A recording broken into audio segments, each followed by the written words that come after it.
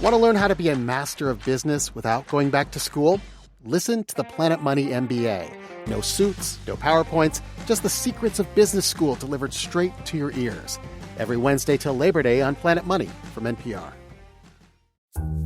Support for Back from Broken comes from SoberLink. Alcohol addiction comes with many challenges, but one of the most difficult hurdles is regaining the trust of those closest to you. Learn about a way to show proof of your commitment to sobriety at soberlink.com/BFB. When Khadi Oluwatoyin first tried going to 12-step meetings on Staten Island, where she'd grown up, she hoped to find a community there. Instead, she felt out of place. There was this rule where you couldn't speak about outside issues. Or basically, outside issues, generally, you couldn't talk about race. How many Black folks were in those meetings, besides you? None. As a young Black woman who'd grown up on Staten Island's North Shore, one meeting in particular stuck out to her. I remember one of the meetings that I went to, there was a speaker, and the speaker basically began talking about how her life was while she was in addiction. She was miserable. She hated it.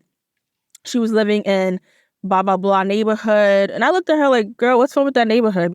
I was raised in that neighborhood. The borough that I come from is very North Shore, South Shore. North Shore, a mixed, diverse of immigrants, Black folks. And then the South Shore is just predominantly white. I was really annoyed and offended that she said that because there's nothing wrong with that neighborhood. Khadi was navigating her early career as a lawyer in New York City and her own alcoholism while struggling to find a recovery path that was right for her. In the process, Khadi learned that recovery doesn't have to look a certain way, and she was able to create her own recovery community, one she wished she could have had in the first place.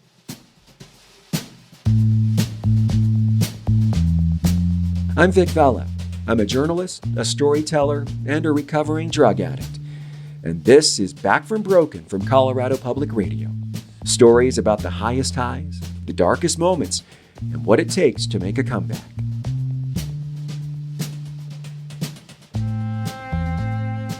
Growing up in New York, Khadi was always a high achiever. Very creative, fiery. A go-getter. Yeah, pretty much. I was very adventurous, very outgoing, very creative and productive. However, growing up, I don't think I really understood what rest meant. I didn't really understand building self-worth and self-esteem outside of the things that you're accomplishing. Khadi was a star student, but she also pushed back against authority. I was very rebellious. I always went against authority, even in school. I will say that. Like, my principals never understood how I was such a good student, but I was very defiant. Oh gosh, I can relate to that so much. Holy cow. Yeah. You excel in all these areas that are really impressive. But then there's this whole other side of you. I find that in a lot of people who struggle with alcohol or drugs and things like that. Yes, I think that like growing up, we're constantly told what to do, what to say, how to behave. I always felt like I was being told to be the opposite of who I was genuinely, right? Who I was authentically.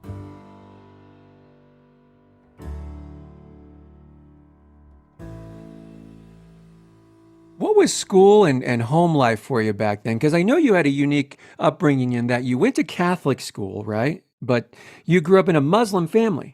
My parents are from Nigeria, immigrants, and generally Islam is a huge religion following in Nigeria. So yes, I was born into the Islamic faith. However, there was this assumption that private schools are better in regards to education than public schools. So yes, my parents enrolled us into like an Irish Catholic school. And basically I would go to school there. However, after school and on Sundays, I would go to the mosque. And Monday through Friday, I would study Arabic, reading the Quran, and on Sunday schools. Khadi was also experiencing cultural differences with her parents. Internally, like in the home, I will say it was tumultuous. And I think it has a lot to do with like where my parents were raised. When you think about it, my parents, for the most part, are as old as the independence of the country they were born in. So it just has a lot to do with how they were raised, what they thought was acceptable. because your family was Muslim, I would imagine conservative around alcohol, right? No one drank, right? No, not at all. So first time you drank, was it your first night of college? Yes. Yeah. Wow. Okay. My first night of college, I always tell the story of like my dad and my brother dropping me off at the dorm, and then I get a knock when they leave, and it's this boy. He's a part of the fraternity. He's like, "Hey, do you want to hang out tonight?" And I'm like, "Okay, sure." We hung out, and at that moment, like, alcohol was just so magical for me. It was just the best thing at that time. It just felt different. I felt like I was able to escape.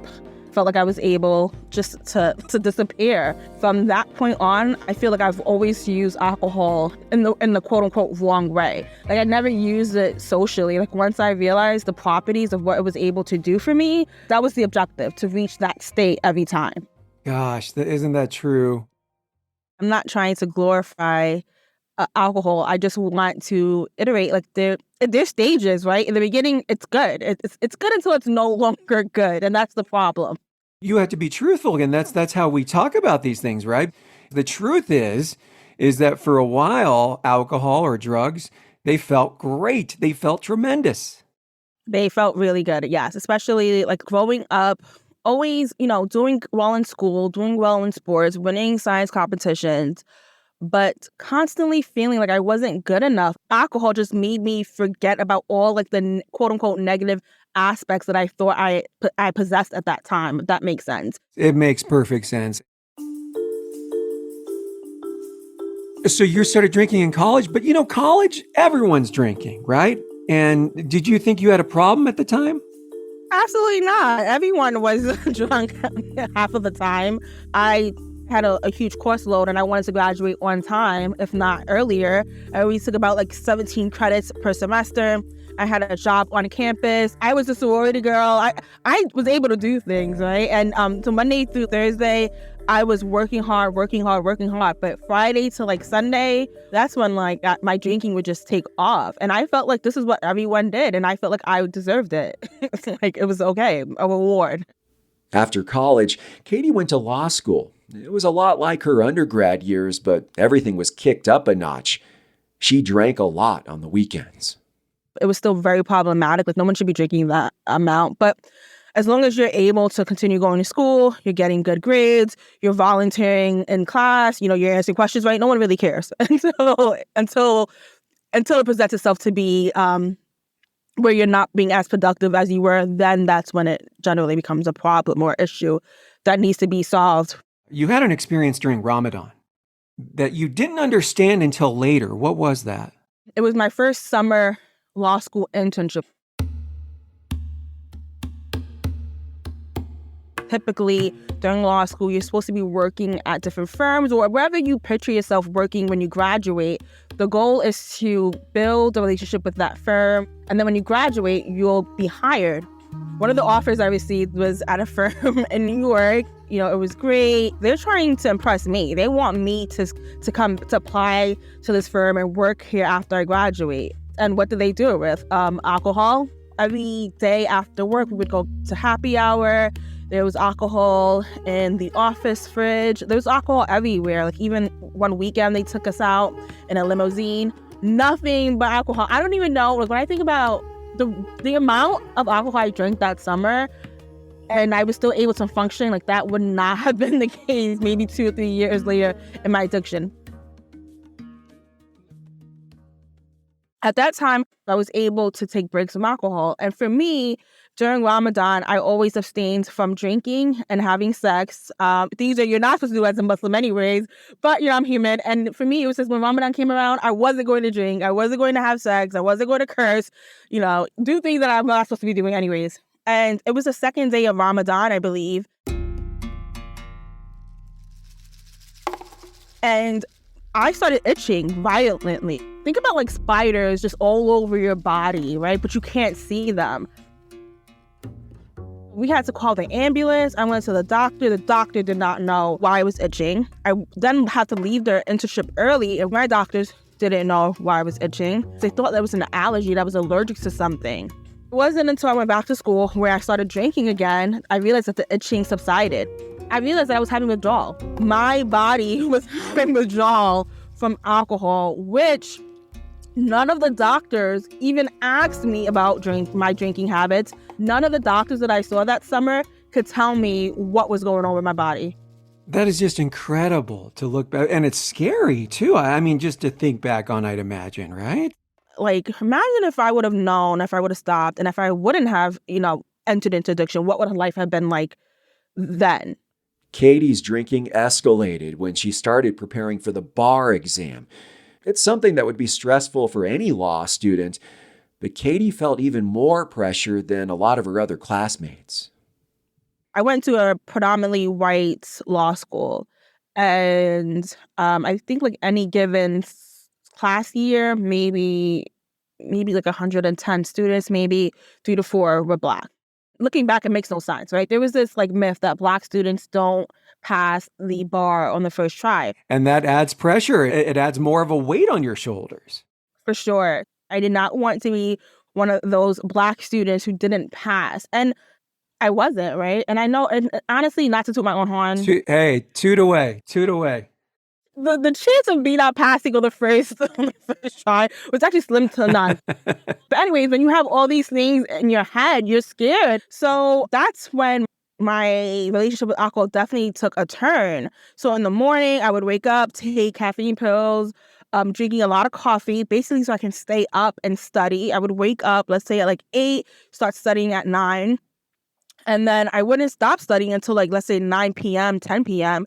And because I was so like hooked up on caffeine and coffee, I would just drink myself away to go to sleep. Yeah, to come down. Yeah. Yes. And it worked all the time. It literally was like clockwork. For 2 months, that's what I did. Caffeine in the morning, cheap, I didn't have any money, broke, cheap liquor from like the dollar store, the moonshine, that would just knock me out like clockwork. So at that time, I didn't really have any concerns about my drinking. I thought that once I went back to New York to work, I would be fine. Katie was starting her first job in the New York legal profession, but she felt lost. She suddenly felt disconnected from the go-getter she'd always been. It was miserable. I was miserable, and I just felt like it was such a 180, and I'll say this. I'm coming from 26 years of life, of constantly being told I'm very smart, very intelligent, constantly having a lot of commitments, right? Being in charge of something, being committed to something, being responsible for something. My life was always busy. It was always busy. I went from that to working at a 9-to-5 office as a first-year attorney, didn't even have my bar results yet, so I wasn't really doing much besides writing motions for other attorneys. I felt so worthless. I felt like I didn't have any meaning. I didn't really even have a concept of mental health. So what I resorted to was drinking. That's what I knew relieved me. But Katie's drinking couldn't get rid of that loss of a sense of purpose in her life. Instead, she found herself falling into an unfulfilling cycle. It was the same pattern. Moving into a new apartment, starting a new job, then feeling like something was missing, then drinking, calling out of work, being spoken to, and then, okay, I'm resigning. I have to take care of myself, but not taking care of myself, going back to drinking. So I decided to get help. I went to go see a therapist. And it's so funny. I didn't go get help for my drinking because, again, at that time, I didn't have any concept of addiction, drinking problems. I just knew I was sad. I knew I was depressed. I knew that I wasn't feeling good, but I didn't know why. And I remember the first thing she told me was, she said, I think you should stop drinking. And I was like, what does my drinking have anything to do with anything? I was like, what are you talking about? My drinking is not the problem. It's something else. And she was telling me, well, yeah, we can get to the something else, but the first thing that you need to do is stop drinking. And I literally was so pissed off at her, and I left her office and went back out and continued drinking. What did your drinking look like, Katie? What did a day or a night of drinking look like for you? I would start drinking at 5 p.m. and I would drink until I blacked out the next day. Let's say I would wake up, maybe drink then, maybe until 3 p.m. I would try to force myself to drink more, which resulted in me being physically sick. Like I was throwing up, I couldn't move, stomach cramps. Like me and my stomach have a very tumultuous relationship. And when it's done, it's just done, right? Even 2 days of drinking, not like continuous drinking, would bring me unbearable pain. And then if I'm in pain, I can't go to work. I can't go on the subway and go to another borough. At the same time, having like alcohol-induced anxiety and alcohol-induced depression, even though I was already feeling depressed. So the days that I was really taking off of work, it wasn't to drink, it was to heal and to get better. That to me is one of the classic signs of addiction. When you are experiencing consequences, and it doesn't have to be physical, it doesn't have to only be like losing a job or being houseless. When you are facing consequences, and despite those consequences, you are still choosing to drink, you cannot stop. I think that you kind of getting into the territory of problem drinking, addiction, and it's a sign to reevaluate your relationship with alcohol. After a quick break, Katie tries to reevaluate her relationship with alcohol, but finds that her own perceptions of what addiction is could hold her back.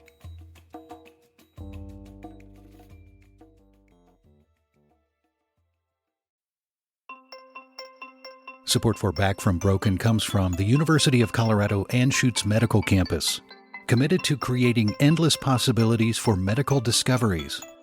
Learn more at possibilities-endless.com.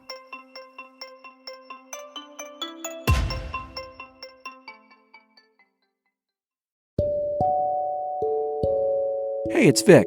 I really appreciate you being a Back from Broken listener. It means a lot. Now, can you do me a favor? Can you take a moment to find Back from Broken on whatever podcast app you use, like Apple Podcasts or Spotify, and give us a like, a rating, and even a review? If you think what we're doing matters, if you think it's important to talk about recovery with compassion and hope, all you got to do to help spread the word is like, rate, or review this podcast. It really does help other people find Back from Broken. Thanks for listening, and thanks for supporting podcasts from Colorado Public Radio.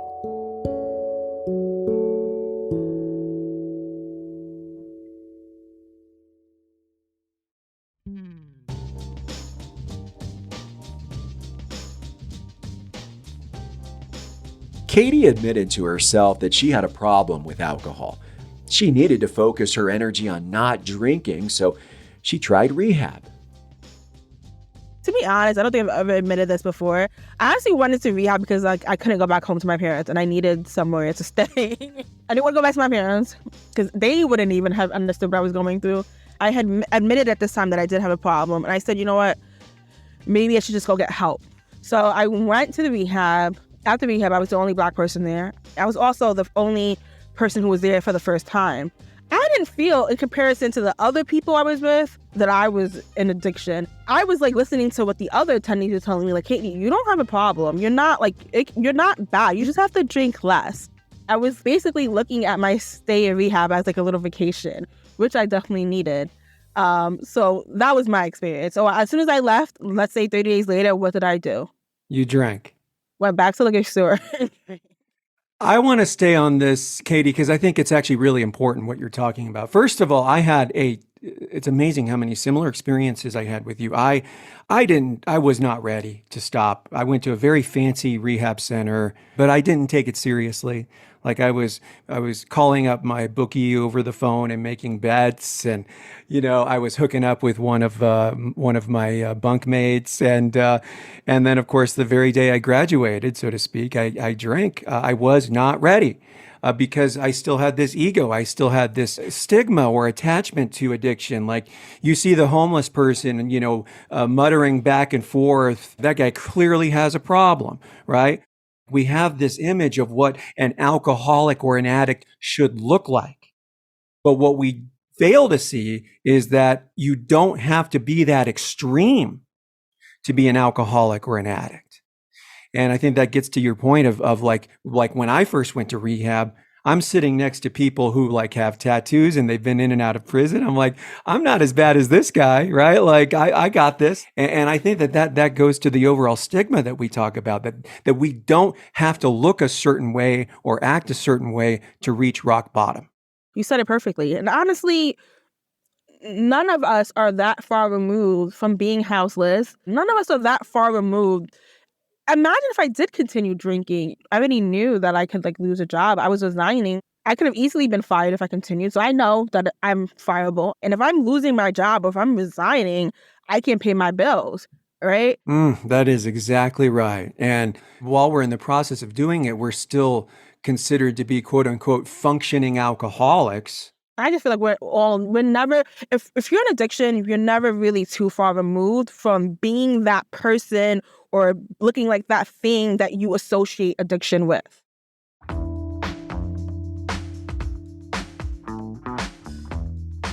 After rehab, Katie went back into that old pattern again. New apartment, new job, more drinking. And her relationships were becoming strained. She reached a point where she knew something had to change.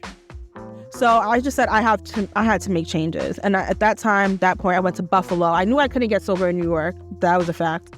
Did you start going to do outpatient stuff then? Oh, for sure. I was able to attend 12-step programs, even though I knew at that time I wasn't going to do actual 12 steps, but I knew it felt good to be around other people getting sober, just for the fellowship. I always tell people, you have to do what you have to do, you know? I went to the government building, got help with rent because I wasn't working. I needed to get sober, and I needed all the help I could get. And I wasn't embarrassed or ashamed to do that. That's why the help's there. Yeah. I've been working since I was 14 years old. And this time I need help, right? I need all the help that I could get. And that's basically where and how I got sober.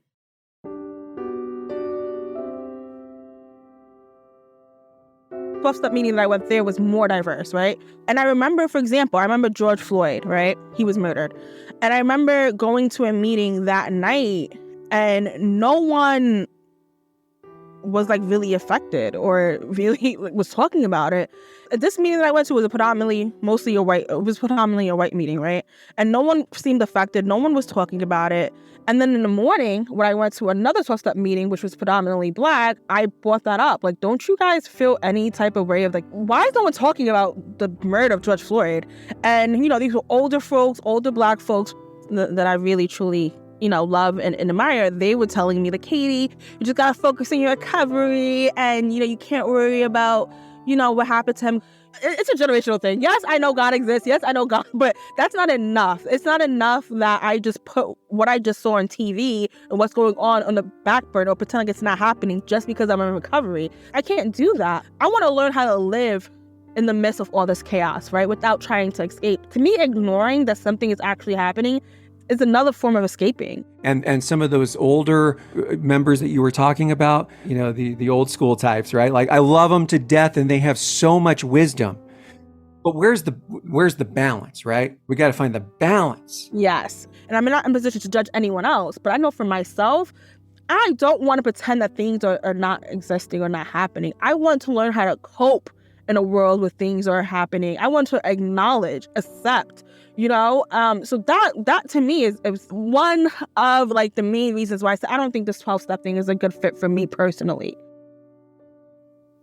12-step meetings have helped millions of people recover from drugs and alcohol, including me. But they weren't the right fit for Katie.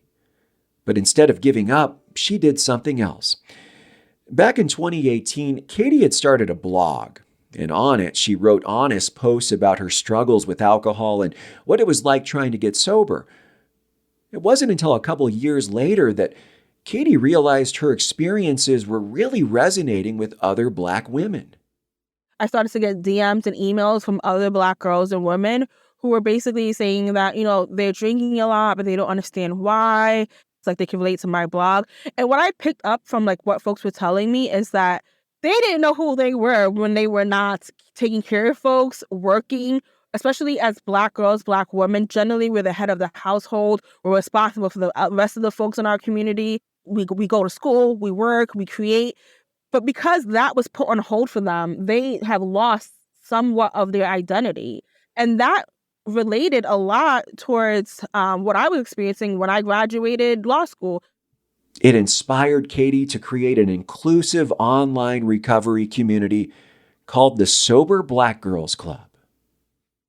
We welcome all pathways. I'm talking about my experience as Khadi Oluwatoyin, the Cancer, the Leo rising, the New Yorker, the attorney. I can only talk about my experiences and my feelings, but in the club, we welcome all pathways because, I just feel like there's so many options. There's so many ways that people can recover. We know that not one way is going to work for everybody. So why not just make it accessible to everyone and just give them the option to try different things?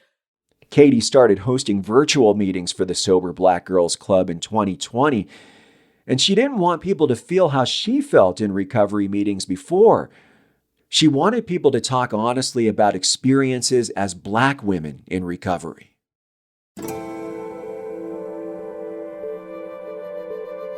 One person asked me, how does this relate differently from white folks? White people go through this. And I love that they asked me that because I'm like, yes, no one asked me that before, but it makes sense. Let's get into it. This is how it's different. It's different because Black folks, especially with our parents, the old folks, right? Growing up, it was always don't do this or white people are going to think you're crazy. Don't do this or white people are going to think you're stupid. Don't do this or white people are going to do this.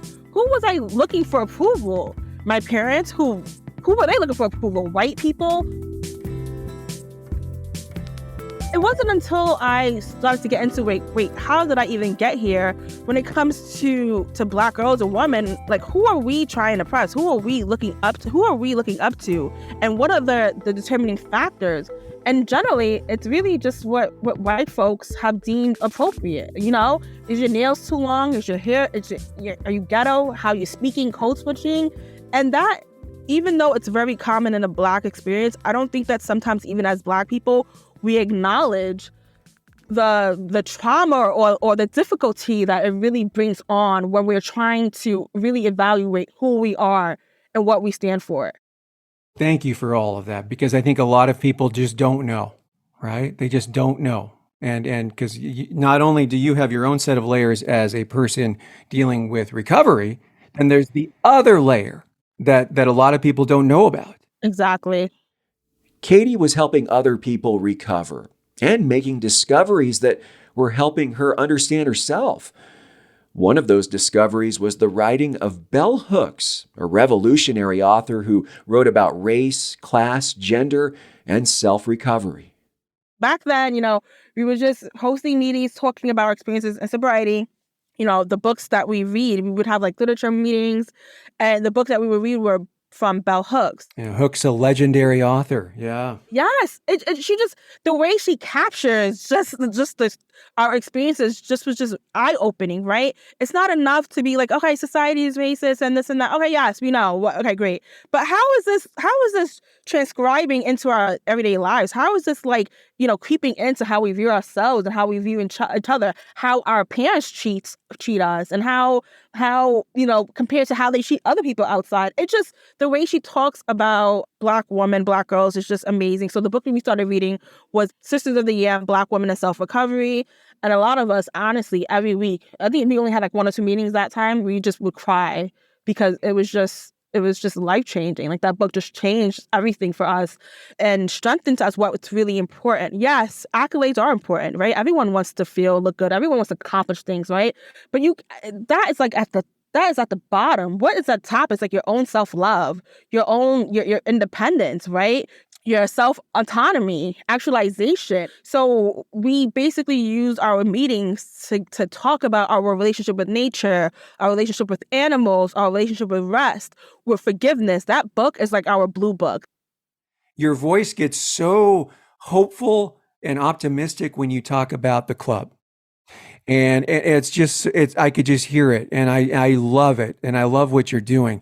What does your family think about your recovery and your work with Sober Black Girls Club? Oh, please. They don't acknowledge it, but one of the things I have been healing in my self-recovery is just allowing people to be who they are. Especially in the Black community, a lot of stigma a lot of like guilt. If I have a problem and you're my parent, then you're going to create my problem on you. Talking about our experiences and not being able to talk about them just as it is, but people thinking that it's going to create or equal blame or guilt or shame on the other person. It's like, can I just talk about my experience and you not make it about you? I think that's a huge part of it. But to be honest, like when I got sober to move to Buffalo, my mom helped me. So I don't want to say that they haven't helped me. They've helped me financially get to where I need to go. But like, do they ask me about my sobriety? No. And I don't want to throw them under the bus either, right? Because as you mentioned, there's cultural issues at hand, not just in your family, but many, many other families. I do, though, bringing it back to recovery, how do you not allow yourself to become resentful? How does your recovery work in helping you move past that? Focusing on the positive more so. Club really honestly brings me joy. So I am really excited about the future SBGC and incorporating recovery programs that are already established, because SBGC is not a recovery program. It's just a recovery group. It's a recovering support group, social group, whatever you want to define it. But we're going to be adding programs. And yeah, I'm excited. I'm just so proud of SBGC. I always tell people I'm a human being. I'm open to change. Like imagine being stuck on one thing. Like being stuck on one idea or one belief, in my opinion, it just keeps us in this, I don't know, it's just the opposite of surrendering, right? And my recovery is all about surrendering to what is. I'll be honest, like my addiction, as sad as it was, it opened a door of recovery for me that I don't think I would have. And I don't mean just recovery from alcohol. I mean self-recovery. Khadi continues to grow and expand the Sober Black Girls Club, which is now officially a 501c3 nonprofit organization. You can learn more at soberblackgirlsclub.com.